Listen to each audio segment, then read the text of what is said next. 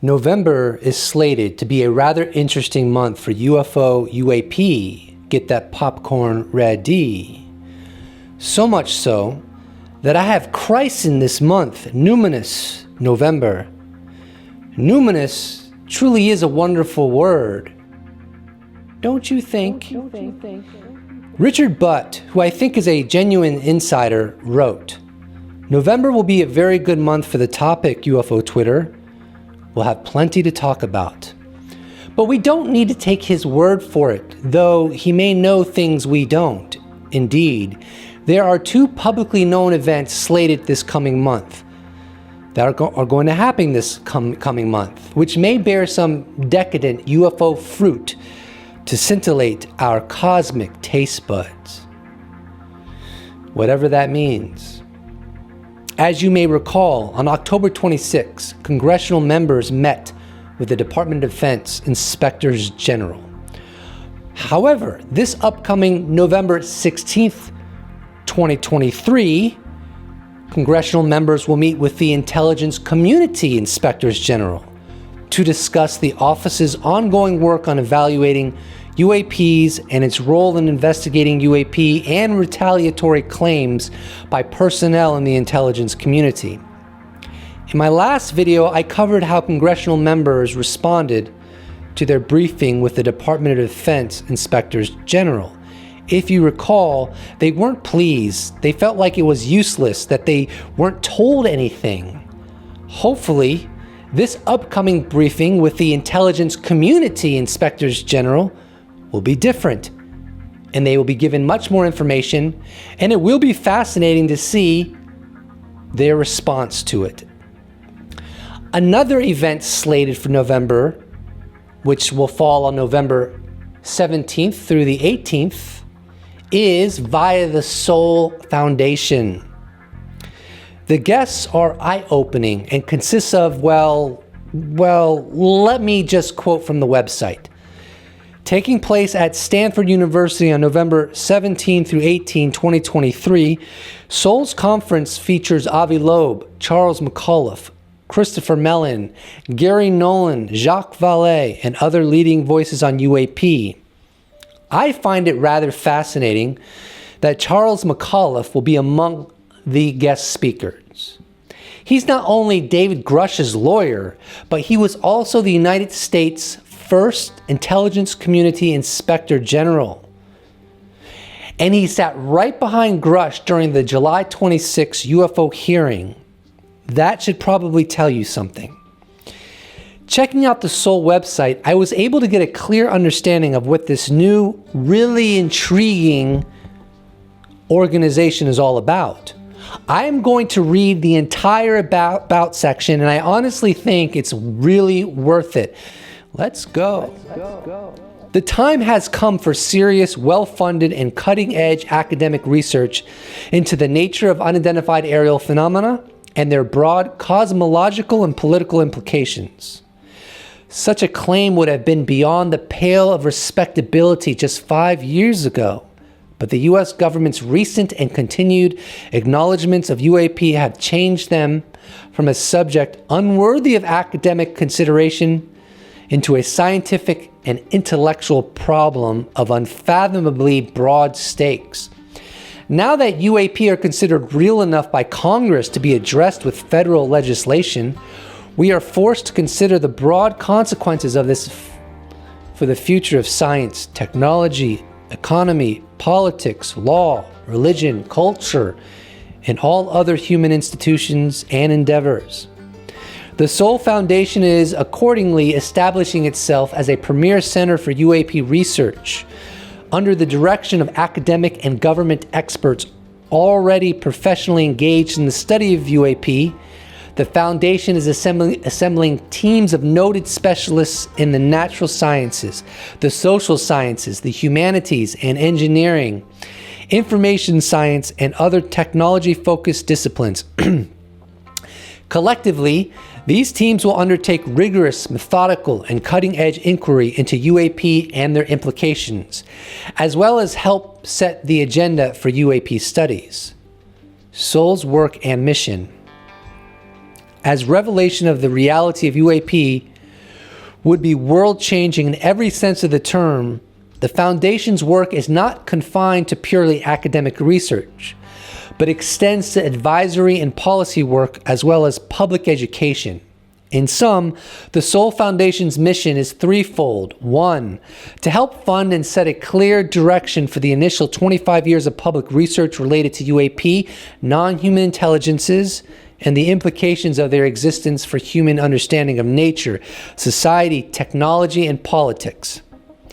In this, the Foundation intends to be the leading source of the best scientific, intellectual, and policy research on the issue. 2, to provide reliable, cutting-edge advisory research to the United States and other national governments, as well as corporate clients. SOUL will establish itself as and remain the foremost think tank on UAP, the source of the most informed and insightful policy recommendations available. 3, to offer insight and guidance to the public on the cosmological and political implications of UAP. As humanity grows to understand that it is not the sole intelligence in the universe, SOUL will share its perspectives on how humans might creatively respond to this new reality. Social responsibility, democracy, and humanity. As government engagements with UAP are freighted by a history of secrecy and overclassification, SOUL is committed to developing a socially responsible approach to the issue, one appropriate for democratic societies. In this regard, we have 3 aims: the establishment and maintenance by the United States and other national governments of informed democratic oversight of their UAP engagements, including by creating public transparency, the promotion of UAP-related research that is commercially and ecologically responsible, the fostering of a greater sense of common humanity across cultures, faiths, nations, and polities or politics, including by supporting the development of UAP-focused initiatives at international institutions. World-renowned scientist Dr. Gary Nolan is the executive director of the board. Peter Skafish is the director of research. Now, let me get on the horse's saddle and let's dig in further. Back in May, Dr. Gary Nolan spoke for SALT, which is a global thought leadership and networking forum encompassing finance, technology, and public policy. Here's a clip from it where Dr. Gary Nolan explained his background.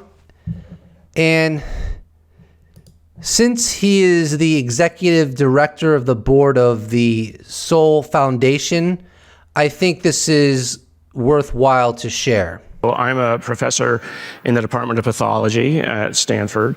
The primary research work in my lab is cancer, immunology, virology. We also do a lot of work in biothreat, so we've worked with Ebola, Zika, COVID, when it was a big problem. Primarily the work in my lab is the development of instrumentation and algorithms to understand the complexity of the immune system in cancer. And in the process of doing that, we've created a number of technologies which we spun out into companies. It's now 9 companies, 2 of them are on NASDAQ. And these immunology instruments are used pretty much around the world in almost any advanced immunology analysis and work. So I hope that gives you a clear picture of how much of a heavy hitter Dr. Gary Nolan is as a scientist and even as a businessman, I would argue, and an inventor within his field. But the About section of the Soul Foundation, of which him and another person started, I guess it could be said, I want to read a few quick excerpts from that, even though I just read it to you. But basically, I'll go into it. The Foundation intends to be the leading source of the best scientific, intellectual, and policy research on the issue. SOUL will establish itself as and remain the foremost think tank on UAP, the source of the most informed and insightful policy recommendations available. The last segment I want to share. to offer insight and guidance to the public on the cosmological and political implications of UAP. As humanity grows to understand that it is not the sole intelligence in the universe, Soul will share its perspectives on how humans might creatively respond to this new reality. So this is like a scientific hub that goes beyond science into the even into the realm of a think tank, and having someone like Gary Nolan at the helm is a good prognosis for the potential success his new organization could have. And it's very clear from reading the About section that Gary Nolan believes that we are headed into, quite frankly, a post-disclosure world. But in the About section, he calls it a post-UAP world. In the opening, it says, Science, Policy, and Public Education for a Post-UAP World, why a UAP-focused foundation and center of research. This looks like a fascinating organization, and his About section is amazing. And I was just thinking very recently, if we are truly headed into a post-disclosure world, and I believe that we are, what's hilarious to me is people like Gary Nolan, David Grush, Lou Elizondo, Eric Davis, and others are going to go down in history as pivotal people during this period of time, this unprecedented historical era. But right now, most of the world don't know who these people are and don't care, right? But in a post-disclosure world, their legacies would be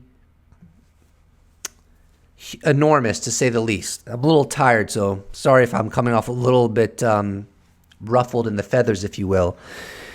And I want to go into one more thing. On April 13th, 2023, Matt Ford of the Good Trouble Show interviewed Dr. Gary Nolan. And very interestingly, Gary Nolan on April 13th, 2023, so as of now about 6 months ago, he foretold that the conversation surrounding the UAP topic was going to change and that people would come forward. So he knew ahead of time about David Grush. And I'm going to play this clip because it's kind of amazing how he was so accurate in what he said was going to unfold. But in that same light, I perceive his new foundation as another prediction, because it's not really a prediction. He just has inside information that we don't have. But from my subjective perspective, I perceive his new foundation as another so-called prediction. He sees he saw the tea leaves. He saw the writing on the wall. He knows a lot of people on the inside. And to me, that foundation that he created is a signpost of what's still yet to come. But let's play that clip. Now, where are we going to be in, let's say, 6 months into the summer? I do think that you're going to see some information coming from those on the inside who have decided to step forward. I have been hearing the exact same thing, and I have very high confidence that will be the case. And then I'm going to ask you one last question. Do you think... And that will change things. Indeed, that did change things. 3 people came forward. Obviously, we know a lot about David Grush, but in the original debrief article, Carl E. Nell, he was a colonel in the Army, and he's currently an aerospace executive. He had a long, successful career within the United States government. He said that there have been UFO crash retrievals. And then you have Jonathan Gray, who's a current employee for NASIC, National Air and Space Intelligence Center, I believe. He said that he's been briefed on non-human craft being retrieved as well. And very recently, of course, and I've covered this, Lou Elizondo said that in the beginning of 2024 or the middle of 2024, I think it was, that a materialization of efforts behind the scenes is going to occur. And from my analysis of what people have been saying, that entails more UFO whistleblowers. But the difference is, instead of people like Dave Grush and Carl Enell and Jonathan Gray, where it's not crystal clear that they're firsthand witnesses, at least not in terms of like touching the craft, my understanding is that more whistleblowers are going to come forward, credentialed, high security clearance individuals, which it's clear the government trusts these people, and they're going to say that they touched the craft, that they've worked on the craft, and that these craft are non-human. So I anticipate an escalation that's going to continue. So I'm very happy that Gary Nolan has this very attractive looking foundation set up, because we're going to need something like that as we move forward into a post-disclosure world. As we passage into numinous November, I want to leave you with this. Let's take a moment and think about time in a grander scale. Homo sapiens, our species, has been around for about 300,000 years. That's hundreds of millennia of human lives, cultures, discoveries, and events. And here we are, in this tiny sliver of time on the cusp of what might be one of the most, if not the most, transformative revelations in human history.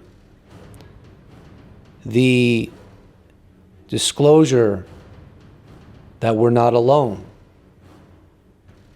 commonly referred to as UFO disclosure. Many have mockingly said, UFO disclosure, oh, it's just around the corner. As if we've been endlessly teased with the promise, only to be continually disappointed. But I want you to consider something. If, within our lifetimes, we witness this disclosure, no matter the source, especially since the groundbreaking 2017 New York Times article, it would mean that this monumental event occurred just a blink after that article, just a blink in the grand timeline of our species. In the context of 300,000 years, it's quite literally just around the corner. Think of all those generations of humans who came before us. They looked up at the stars, concocted stories, myths, and speculated about what might be out there. And they missed this potential disclosure by a mere heartbeat in the vast stretch of human history.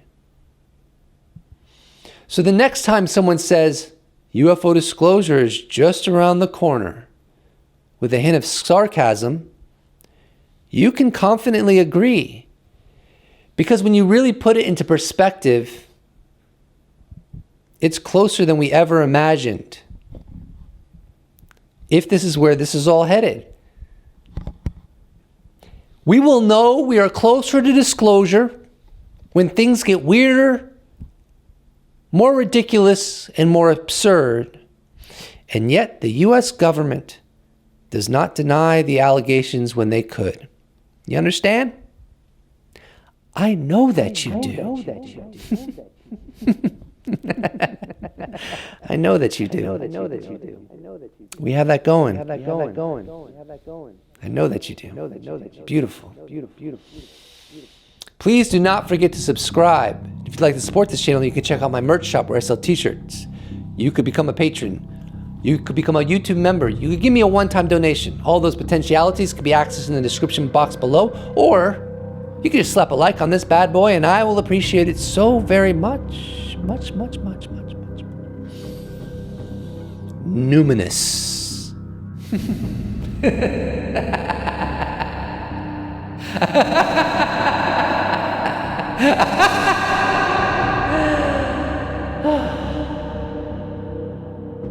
Special thanks to all patrons, YouTube members, those that have bought merch, those that have given me one-time donation. I couldn't do it without you. Thank you so much. See you in the next episode.